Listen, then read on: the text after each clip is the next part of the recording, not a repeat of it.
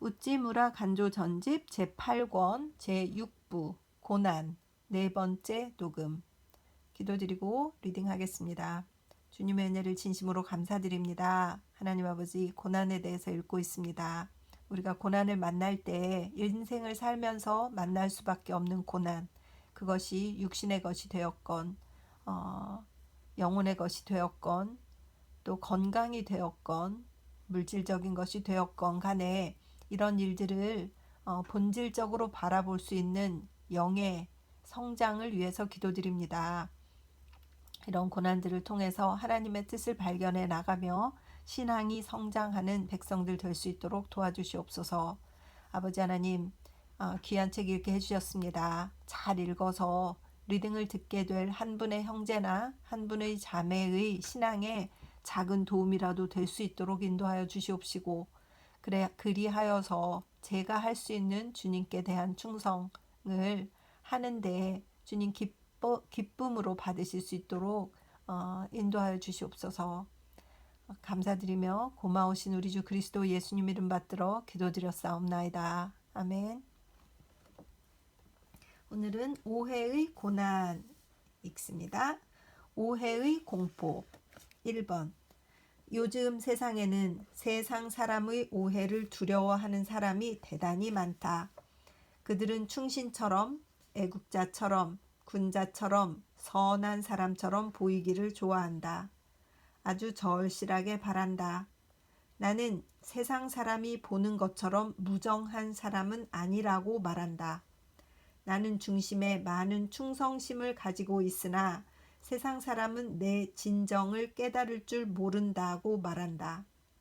내 외모는 내 가슴속의 선하고 아름다운 것의 만분의 1도 표현하지 못한다고 말한다. 그리하여 그들은 모든 방법과 모든 수단을 가지고 세상 사람들의 이 오해를 없애려고 애쓰고, 혹은 광고의 힘을 빌고, 혹은 신문 기자의 도움을 얻어 한 조각 악평이라고 그의 신변에서 떨어버리면 그들은 큰 사업에 성공한 것처럼 여기는 것이다. 그러나 그들은 아직 오해가 무엇인지를 모르는 것이다. 사물을 정해 또는 오해하는 것은 오로지 해석자의 판단력 여하에 달린 것임을 알지 못하는 것이다. 말 족속의 눈으로 볼 때 인류가 하는 일은 하나같이 괴상하지 않은 것이 없을 것이다. 아프리카의 야만인의 눈에 비치는 글래드스턴이나 비스마르크는 편벽하고 괴이하며 참으로 우스꽝스러운 사람들일 것이다. 인류는 짐승들과 같이 동류, 동족을 서로 따르는 자여서 속인은 속인을 찾고 성인은 성인과 서로 어울리기 때문이다. 말 족속에게 오해를 받지 않으려면 말처럼 되어야 하는 것이다. 말처럼 행하고 말처럼 마시고 말처럼 부림을 받는다면 말 족속들은 확실히 우리를 정해하고 우리를 보고 충신이라고 부르게 될 것이며 애국자라고 칭찬을 할 것이다.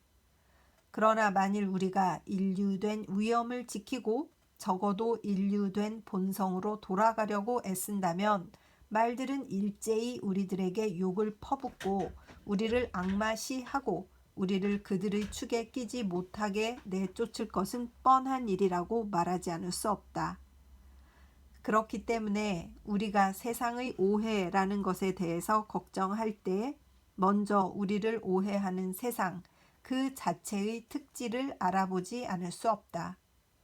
만일 세상의 군자의 세상이라면 그 정치가는 크롬웰일 것이며 그의 비서관은 밀턴일 것이며 그 교육가는 죄다 페스탈로찌 혹은 홀레스맨 같은 사람일 것이며 신문기자의 위치는 시인 로웰 괄호 열고 그는 한때 신문기자였다 괄호 닫고 같은 사람으로 채워질 것이며 그 해군은 브레이크 넬슨과 같은 성실 온후한 사람의 지휘 아래에 있고 그 육군은 지금도 여전히 사이고 다카모리 감독 밑에 있을 것이며 그리하여 그 종교계는 니치렌과 루터가 지배자가 되며 그 문학계에는 실러와 푸시킨 같은 사람이 비상할 것인데 우리가 만일 그러한 사회에서 오해를 받는다면 이건 참으로 두려워해야 할 일이며 우리는 부끄러워 죽어도 시원치가 않을 것이다.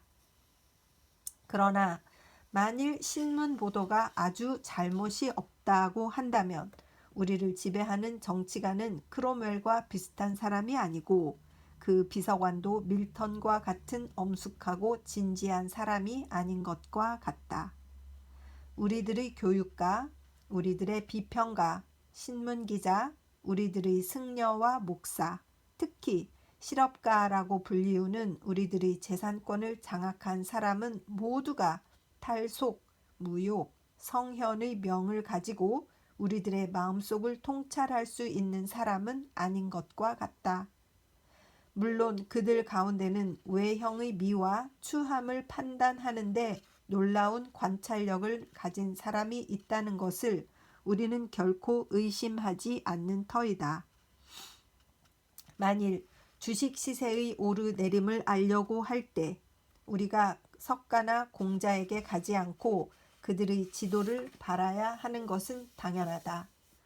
그들은 곧잘 우리들의 금전적 가치를 알아보는 자, 때로는 우리를 못된 자라고 침을 뱉다가도 또 시세의 변천에 따라서는 우리를 아주 우수하다고 그들의 참사관이나 비서관으로 쓰는 일도 있다. 그렇다. 그들은 지략이 풍부하고 물건의 거래나 교섭을 곧잘 한다. 만일 인류로 하여금 말 족속이 진화된 자로 머물게 한다면 그들은 참으로 무상의 영광과 변명력을 가질 사람이며 우리도 또 그들의 판단에 의해 우리 행운의 옳고 그름을 정하지 않으면 안 된다. 그러나 우리들에게 아직 그들에 관한 일에 의문이 우리들 마음속에 도사리고 있다. 즉 그들은 신빙할 만한 심령의 재판관인가 하는 이 문제다. 곧 그들의 재능과 지혜에 덧붙여 그들은 심령적 체험이 풍부한가 하는 의문이다. 우리들은 그들을 상업상의 좋은 친구, 정치상의 유익한 동지라고 말할 수는 있다. 그러나 심령의 깊은 곳에서 서로 이야기하고 서로 위로하고 서로 가르침을 받고 서로가 가장 높고 아름다운 사상을 교환할 수 있는 사람으로서는 우리는 정녕 무례하기 짝이 없는 일이나 오늘의 정치가, 오늘의 대승정, 오늘의 선생, 오늘의 대문학가에게 털끝만한 신용도 두지 못하는 것이다. 그러므로 지모상으로나 책략상의 재판으로서는 우리는 달게 그들의 심판권을 인정하겠다. 그들이 만일 우리를 말할 때에 어리석다는 말을 해도 우리는 그들에게 할 말이 없다. 그러나 그들이 만일 도덕상의 재판관으로서 위세를 떨치고 우리를 볼 때 불충, 불의, 부덕한 자라 하면 나는 쉽사리 그들의 판결에 복종할 수가 없다. 왜냐하면 그 점에 있어서 나는 그들 이상은 못 되었다 해도 적어도 떨어지는 자는 아니라 믿기 때문이다. 오해. 어느 누가 나를 바로 이해할 수 있는가? 나 자신조차도 자신을 이해하기에는 너무나 어려운 사람이 아닌가? 너 자신을 알라란 옛사람의 교훈이다. 그렇다. 자기를 알기보다 더 어려운 일은 없다. 하물며 남을 알기에 있어서랴. 나에게 4천만 동포가 있지 않은가? 그런데 내 마음을 조금 이해하기 때문에 나의 친구라고 불리우는 사람은 실로 손가락을 가지고 꼽을 정도밖에 되지 않는다. 하물며 내게는 길거리에 선 나무나 마찬가지인 무정하고 무감각한 세상 사람에 있어서랴. 그들이 나를 오해하는 것은 당연한 일이다. 내가 무엇 때문에 내 마음 깊은 곳의 성전을 열어 그들을 그곳에 초대할 것인가? 나는 굳게 그 문을 닫아 그들을 들이지 않을 뿐이다. 그렇기 때문에 그들은 문 밖에 서서 내게 관한 가지가지 비평을 해 보는 것이다. 내가 그들의 오해를 받는 편이 행복인 것이다. 내가 만일 그들에게 바로 이해가 되었다면 이야말로 내가 그들과 같은 유에 속한다는 증거가 아니겠는가. 그들이 충이라고 하는 것은 충이 아닌지도 모른다. 내게는 나의 표준이 있다. 나를 바로 이해해 주는 분은 한 분이다.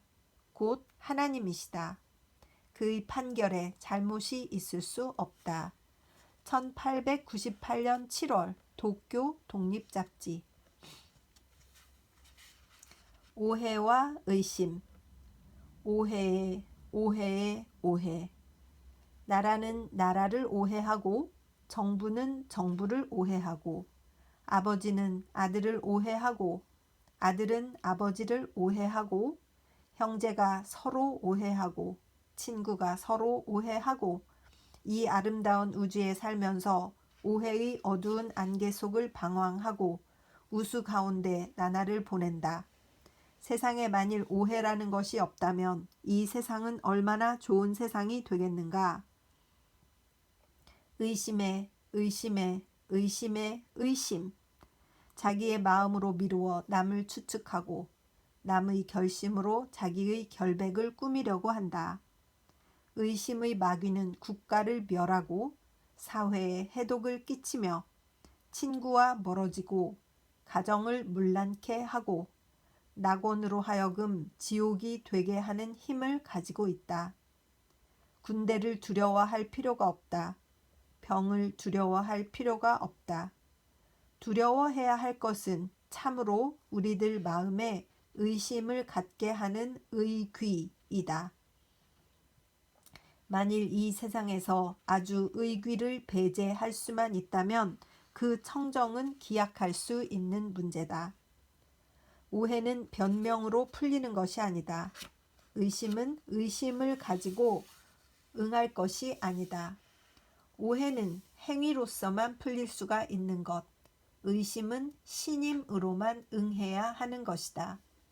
오해와 의심으로 고민하는 일본 사회는 용감한 행위와 확고한 자신을 크게 필요로 한다. 돈독하게 하나님을 믿기 때문에 사람의 오해를 받는다 해도 두려워하지 않는다. 사람에게 선성이 있는 것을 믿기 때문에 그 악을 보고 그를 버리지 않는다. 오해를 바로잡는데 바른 행위로 하고 의심을 보응하는데 신임을 가지고 한다. 하나님을 믿고 그리스도를 믿음으로 우리는 쉽게 오해와 의심의 깊은 안개를 거둘 수가 있는 것이다. 1900년 9월 성서지 연구. 오해의 공포 2번. 오해받지 않는 일은 불가능하다. 이 세상은 본래 오해의 세상이다. 그렇기 때문에 어떠한 진리, 어떠한 사람이라도 오해를 받는 것은 당연하다. 주 예수 그리스도도 오해를 받으셨다. 바울도 오해를 받았다. 루터도 오해를 받았다. 그리하여 지금도 여전히 오해를 받고 있다. 그들은 세상 사람들에 의해서만이 아니라 그들의 제자라고 불리운 자들에게까지도 오해를 받았다. 또 지금도 오해를 받고 있다. 우리가 설사 완전한 사람이 되고 완전한 진리를 전할 수 있다고 해도 세상의 오해는 면할 수가 없는 것이다. 그렇다면 오해를 두려워하지 말고 나아가야 하는 것이다. 때를 만났거나 때를 못 만났어도 진리라고 믿는 일을 대담하게 주장하고 나가야 하는 것이다. 사회의 오해, 교회의 오해, 신자의 오해, 불신자의 오해. 그들은 사람이다. 그래서 정당하게 사람을 이해할 수가 없다. 나를 심판하시는 이는 주님이시다. 고린도전서 4장 4절. 세상에 어리석은 사람이 많다고는 하지만 세상의 오해를 두려워하는 사람만큼 어리석은 사람은 없다. 더욱이 그런 우매한 사람은 대단히 많은 것이다. 나 자신이 자칫하면 그런 우매한 사람이 되는 것이다. 경계해야 한다. 1920년 9월 성서지 연구. 시련의 고난, 인생의 수수께끼. 이 세상이란 어떤 곳인가? 지금은 어떤 때인가? 전도서의 기자는 말했다. 모든 사람에게 임하는 모든 것이 일반이라. 의인과 악인이며 선하고 깨끗한 자와 깨끗지 않은 자며 제사를 드리는 자와 제사를 드리지 아니하는 자의 결국이 일반이니 선인과 죄인이며 맹세하는 자와 맹세하기를 무서워하는 자가 일반이로다. 전도서 9장 2절. 참으로 그대로다. 벼락은 극장도 치고 교회도 치며 도둑은 악인에게도 들고 선인에게도 든다.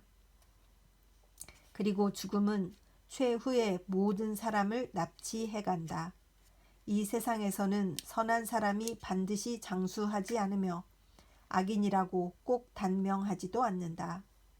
의인이 반드시 행복하지 않으며 죄인이 반드시 불행하지도 않다. 더러운 자가 높은 자리에 앉는 일이 있는가 하면 청렴한 사람이 시골에 숨어 산다. 이 세상은 청탁이 혼합되고 상하가 뒤바뀐 세상이다. 헤롯 왕이 왕위에 앉았을 때 그리스도가 말구유에서 나시는 세상이다.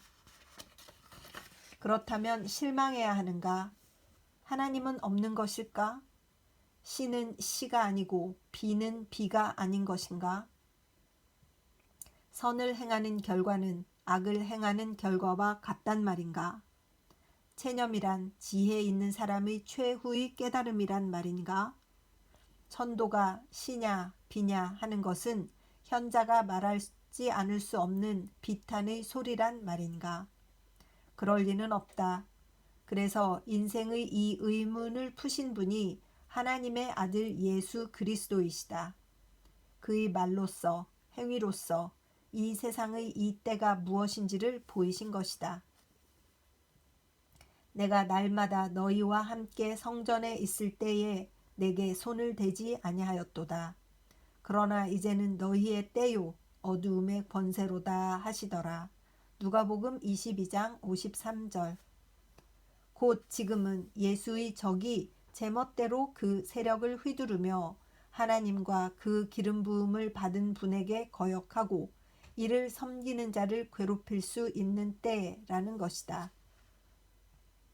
예수께서 가라사대 여자여 나와 무슨 상관이 있나이까? 내 때가 아직 이르지 못하였나이다.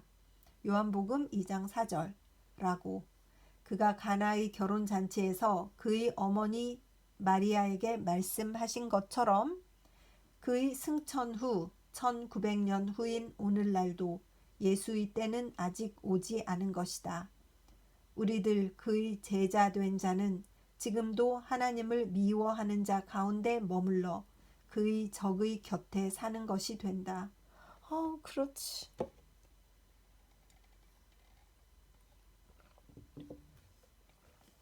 그렇지. 제가 아주 그 존경하는 선배님이 있었어요.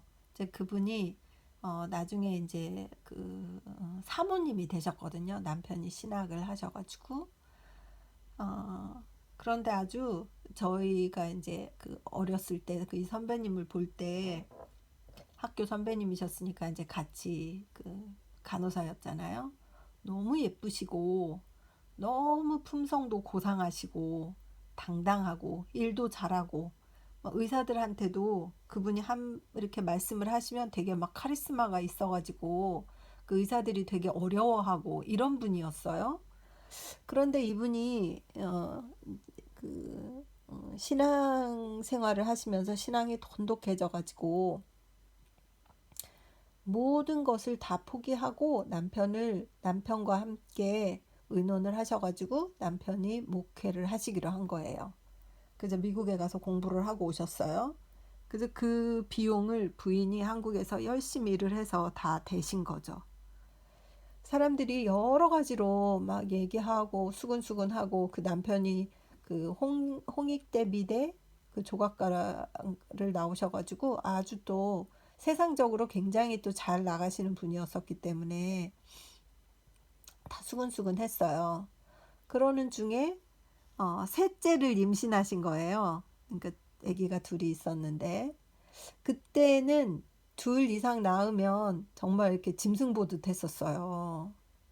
되게 막 눈초리를 주는 그런 시대였어요. 그 둘 이상은 무슨 혜택도 안 되고 셋째는 아무 혜택이 없었어요. 뭐 교육이라든지 이런 거 혜택이 안 된다고 막 할 때였었거든요. 저희 때는 그랬었어요. 지금 생각하니까 지금은 막 아기를 낳으라고 막 서로 격려를 한다는데 참 격세지감을 느낍니다. 그런데 제가 이렇게 한번 되게 어려운 선배님이어가지고 잘 질문하기가 막 어려워가지고 이렇게 쭈뼛쭈뼛 하다가 하도 궁금해가지고 여쭤봤어요. 이렇게 다들 뒤에서 수근수근 하고 그러는데 괜찮으세요? 이렇게 분만휴가 가고 막 이러는 게 까다롭고 이런데 이렇게 막 힘들진 않으세요? 이렇게 물어보면서 이렇게 좀 이렇게 다른 사람들한테 얘기도 좀 하시고 그러세요. 근데 그분은 통 그런 말이 없으신 분이었었거든요.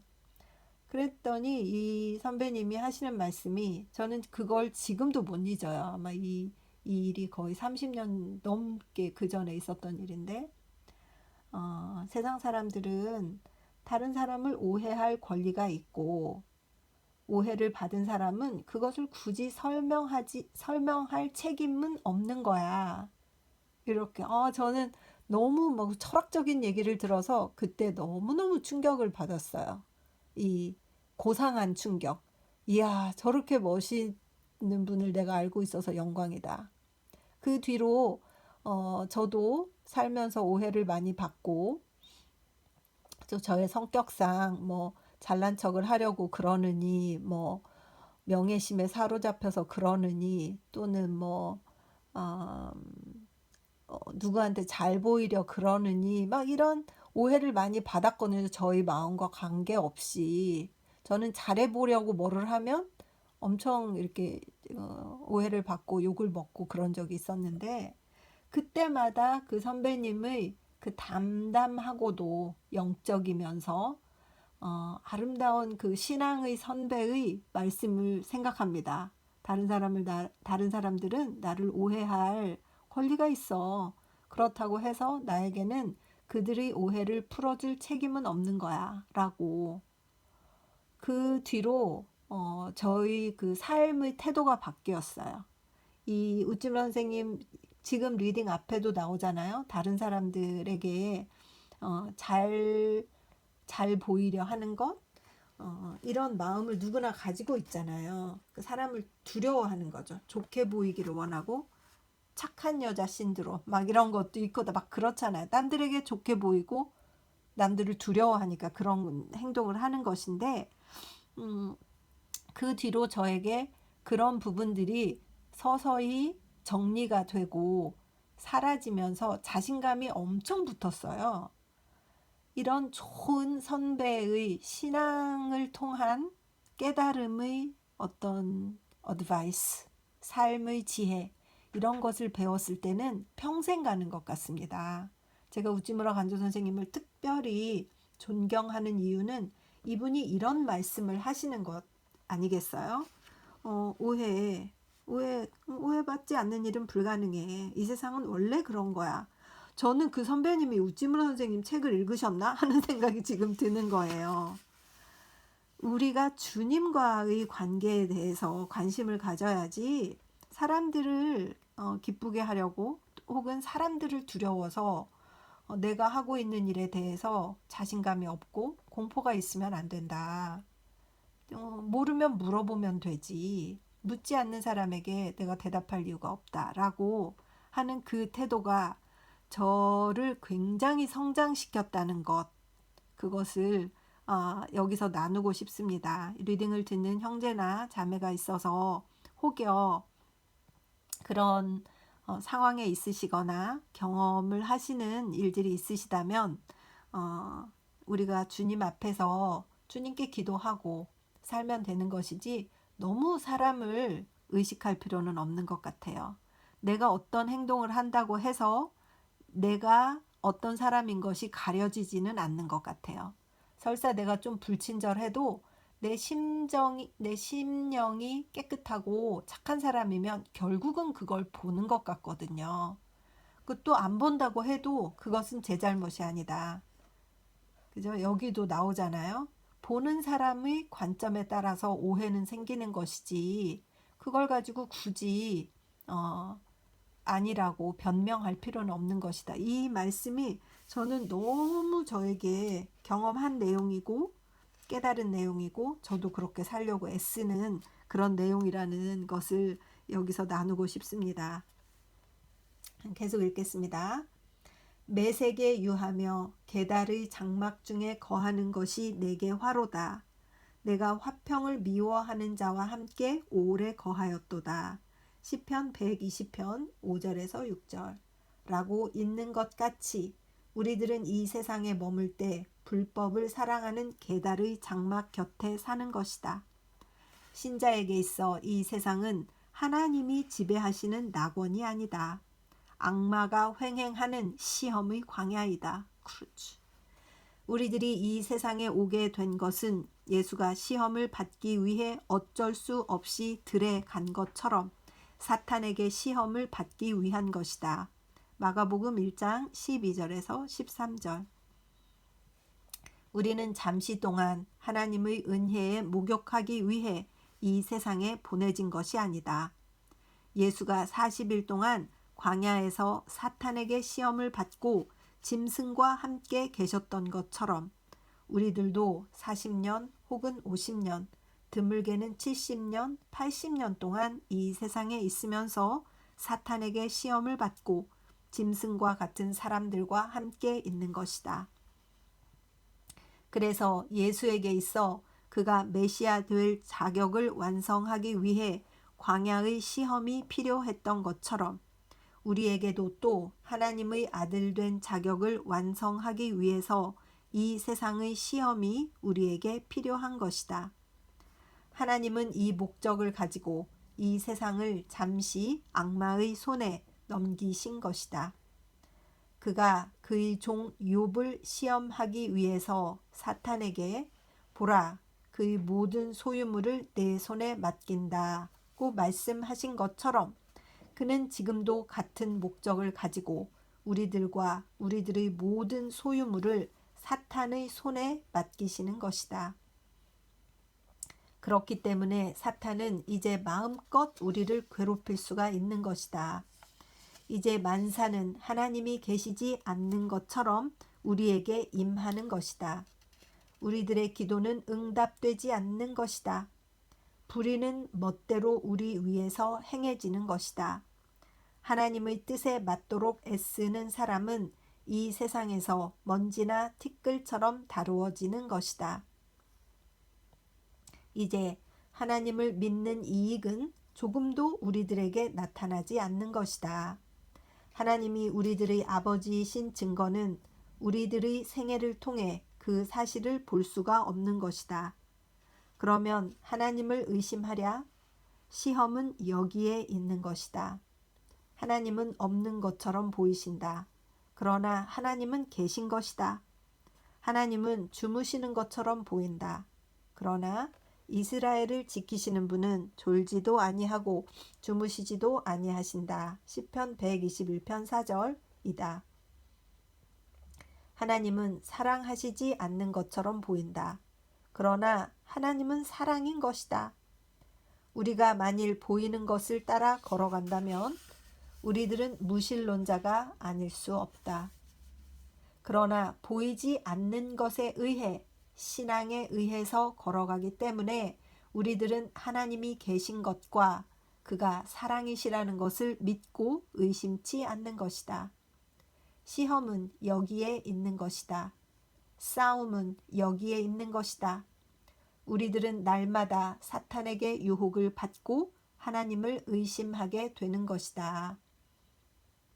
신자는 누구나 욥이다. 그의 생애는 욥의 그것이다. 그렇다. 이상이다. 욥은 이 세상에 있는 동안에 고난이 그를 떠나고 축복이 그에게 임하는 것을 목격하였지만 신자는 그리스도의 재림까지 그 은혜에 참여할 수가 없는 것이다. 신자의 전 생애는 인내와 대망인 것이다. 사람이 죽으면 어찌 다시 살리이까? 나는 나의 싸우는 모든 날 동안을 참고 놓이기를 기다리겠나이다. 욥기 14장 14절라고 욥은 말했다. 그리하여 신자에게는 그의 노임은 죽음과 부활이다. 이 대해방이 오기까지 그의 복역은 끝나지 않는 것이다. 신자의 전 생애가 시험이다. 이 세상에서 원만한 행복은 그에게 없는 것이다. 그가 그의 일생을 통해 게을리 해서는 안 되는 것이 경계이다. 사람에게 임하는 모든 재난은 그에게도 임한다. 그리하여 불신자에게 임하지 않는 많은 곤란이 특히 그에게 임하는 것이다. 그는 하나님을 믿는 까닭으로 해서 도난, 천재, 질병 등 이 세상의 일반적인 재난에서 면할 수가 없다. 그 밖에 신자에게는 또 그 독특한 고뇌가 온다. 신자는 신앙 때문에 이 세상에서 병 없이 잘 지낼 수가 없다. 그렇기 때문에 그 제자들에게 말씀하셨다.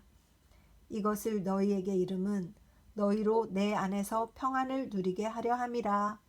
세상에서는 너희가 환난을 당하나 담대하라. 내가 세상을 이기었노라 하시니라. 요한복음 16장 33절. 또 사도 야고보는 내 형제들아 너희가 여러 가지 시험을 만나거든 온전히 기쁘게 여기라. 야고보서 1장 2절고 했다. 신자는 이 세상에서 그의 신앙의 보상으로서 많은 행복을 받지 않는 것이다. 시험과 환난, 이것에 대한 경계. 깨어 믿음에 굳게 서서 남자답게 강건하여라. 고린도전서 16장 13절고 있다. 또 그러므로 너희 마음의 허리를 동이고 근신하여 예수 그리스도의 나타나실 때에 너희에게 가져올 은혜를 온전히 바랄지어다. 베드로전서 1장 13절고 또 깨어있으라. 내가 너희에게 하는 이 말이 모든 사람에게 하는 말이니라 하시니라. 마가복음 13장 37절고 경계에 또 경계하여 그리스도가 나타나실 때까지 이르는 것이다. 그러면 하나님은 사람을 시험하여 무엇 하시는가? 사람은 하나님께 시험을 받고 무슨 유익이 있는가? 어느 모로 보든지 많이 있느니라. 로마서 3장 2절이다. 만일 인생의 의문이 여기 있다고 한다면 인생의 가치도 또 여기에 있다고 말할 수가 있다. 시험을 통하여 하나님은 사람을 당신의 아들로 삼고 계신 것이다. 시험을 통하여 사람은 하나님의 아들이 되고 있는 것이다. 사람은 나면서부터 하나님의 아들인 것은 아니다. 시험을 받고서야 하나님의 아들이 되는 것이다. 사람에게서 귀한 것은 그 타고난 성품이 아니다. 그 싸워 이겨서 얻은 품성이다. 육체는 태어나나 영혼은 만들어지는 것이다. 영혼의 생명은 신앙이다. 그리하여 신앙은 아직 보지 못한 일을 확인하는 히브리서 11장 1절 때서 일어나는 것이다. 만일 시험하기 위한 이 세상과 이 때가 없었다면 사람에게 신앙이 생길 경우란 없는 것이다. 그리하여 신앙이 없으면 영혼은 있어도 없는 것과 마찬가지이다. 오감에 의하지 않고 영의 의식에 의해 하나님을 알아야만 참 하나님을 알 수가 있고 또 자기도 알 수가 있는 것이다. 시험이라든가 유혹이라고 하면 굉장히 괴로운 것 같지만 이것에 의하지 않고서는 신앙도 자각도 일어나지 않는 것이다.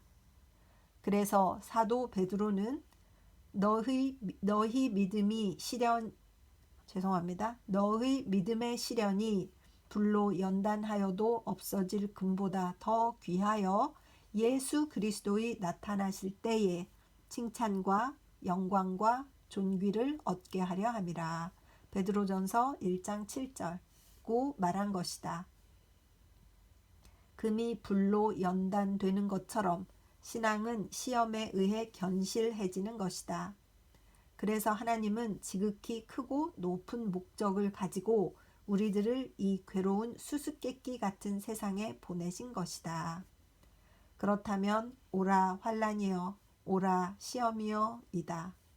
우리에게 풀 수 없는 많은 인생의 수수께끼가 제공되고 회의의 구름에 덮여 눈물의 골짜기를 헤매어도 인생의 의의를 잘못 알지는 않을 것이다. 우리들은 몸이 불탈 것 같은 고난이 닥쳐와도 욥과 함께 그가 나를 죽이시리니 내가 소망이 없노라. 그러나 그의 앞에서 내 행위를 변백하리라. 욥기 13장 15절고 말할 것이다. 우리들은 그렇게 해서 세상을 이길 수가 있는 것이다. 대저 하나님께로서 난 자마다 세상을 이기느니라. 세상을 이긴 이김은 이것이니 우리의 믿음이니라. 요한일서 5장 4절. 인생의 광야에서 악마는 항상 우리를 속이는 것이다. 그리하여 우리들로 하여금 그 악마의 계교를 간파하여 잘못이 없게 하는 것은 우리들의 신앙이다. 우리들은 신앙에 의해 지금 눈에 보이는 것은 참이 아니고 보이지 않는 것의 참됨을 아는 것이다. 우리들은 그렇게 하여 세상을 이기는 것이다. 인생의 수수께끼를 푸는 것이다. 악마의 계교를 간파하는 것이다. 그래서 하나님을 보이지 않는 곳에서 확인하고 견고한 의식의 바탕 위에 우리들의 신앙을 세우는 것이다. 1914년 6월 성서지 연구. 어머니의 장례를 마치고 지난 11일 나의 어머니는 오랜 병고 끝에 마침내 돌아가셨습니다. 그 전후에 나에게도 대단한 고통이 있었습니다. 그렇겠지. 그래서 이번 호는 신통치가 못합니다. 여러분 용서하십시오. 그러나 그동안 나는 또 많은 귀한 은혜를 체험했습니다. 여러분 기뻐해 주십시오. 그리고 그 괴로움과 은혜에 대해서는 지금 여기서 여러분께 말씀드릴 수가 없습니다. 그러나 만일 3년 후 혹은 5년 후에 이것을 여러분께 말씀드릴 수 있다면 다소간 여러분을 위로해 드릴 수가 있다고 생각합니다. 나는 어떻게 해서 나의 어머니의 장례를 끝냈는가? 이것이 내게는 대단히 의미 깊은 문제입니다. 나는 아울러 여기서 나의 불행을 아신 본지 독자 여러분이 오늘날까지 내게 보내주신 깊은 동정에 감사드립니다. 우리들 그리스도를 믿는 사람은 단독으로 우리들의 고난을 짊어지는 것이 아닙니다. 우리들은 수백 수천 명이 함께 이것을 지는 것입니다. 그래서 고난은 무거우나 우리에게는 아주 가볍습니다. 이 일은 참으로 커다란 은혜입니다. 그러나 짙은 구름은 이미 거쳤습니다. 이제부터가 또 큰 발전이겠지요. 다시금 하나님과 오랜 지우 여러분께 감사드립니다. 11월 16일 시로니시 자치다니에 어머니의 유해를 모신 후에 씀 1904년 11월 성서지 연구. 그래서 오늘은 여기까지. 어머니의 장례, 어머니의 사망 이것이 또 얼마나 고난, 괴로움이었을까요? 그 어머니는 그냥 아들만 사랑하신 분이었는데 이 내용을 좀 듣고 싶고 알고 싶긴 하네요. 이 과정을 통해서 어떤 깨달음과 은혜를 받으셨는지 좀 궁금해집니다. 우리가 인생을 살면서 이런 모든 어려움을 겪을 때 인생의 광야는 사탄이 주관하고 있기 때문에 고난이 없을 수 없다. 하나님께서 다스리는 세상이 아니라 사탄에게 주어진 세상이기 때문에 우리가 시험을 받는 것, 그게 40년, 50년, 70년, 80년 얼마가 되었든지 간에 우리 이웃은 게달의 장막이다. 그래서 우리에게 화가 있는 것이다 라는 것을 깨닫고 보면 이겨 나가는데 조금 더 힘이 되지 않을까 그런 생각이 들고 위로 받으셨으면 좋겠습니다. 고난 받으실 때 이 내용을 기억하시고 꼭 이기시기를 바라고 기도합니다. 함께 기도드리겠습니다. 하나님 아버지 은혜를 감사드립니다. 우리가 사는 곳은 매색에 유하며 게달의 장막 중에 거하는 것처럼 우리에게 화입니다. 하나님께서 이 세상을 지배하시는 것이 아니라 악마가 횡행하는 광야의 세상입니다. 그것을 알고 우리가 자칫 넘어지기도 하고 그 시험에 빠지기도 하고 악마처럼 행하기도 하고 어리석은 길로 걸어가기도 합니다. 그때마다 주님 깨달을 수 있도록 도와주시옵시고 우리를 인도하여 주시어서 놓지 마시고 채찍질 하시고 주님께 돌아갈 수 있도록 불러 주시옵소서. 그리하여서 우리가 이 세상을 마칠 때에 다시 펼쳐질 하나님이 지배하시는 세상으로 가는 것에 대한 큰 희망을 가지고 이 짧은 육신의 삶을 잘 마칠 수 있도록 주님 도와주시옵소서. 그리고 고난이 왔을 때 이것을 함께 나누어 지는 크리스찬의 삶을 삶으로써 다른 형제 자매에게 기운을 북돋아 주고 같이 걸어가는 신앙의 길을 같이 걸어가는 좋은 형제 자매들이 될 수 있도록 은혜를 베풀어 주시옵소서. 다른 사람에게 기운을 주는 크리스찬들이 될 수 있도록 도와주시옵소서. 리딩을 듣는 분들을 사랑하고 축복합니다. 리딩을 통하여서 그들에게 용기가 되고 기운이 나는 그런 뜻있는 리딩 될 수 있도록 주님 은혜를 베풀어 주시옵시고 함께하여 주시옵소서.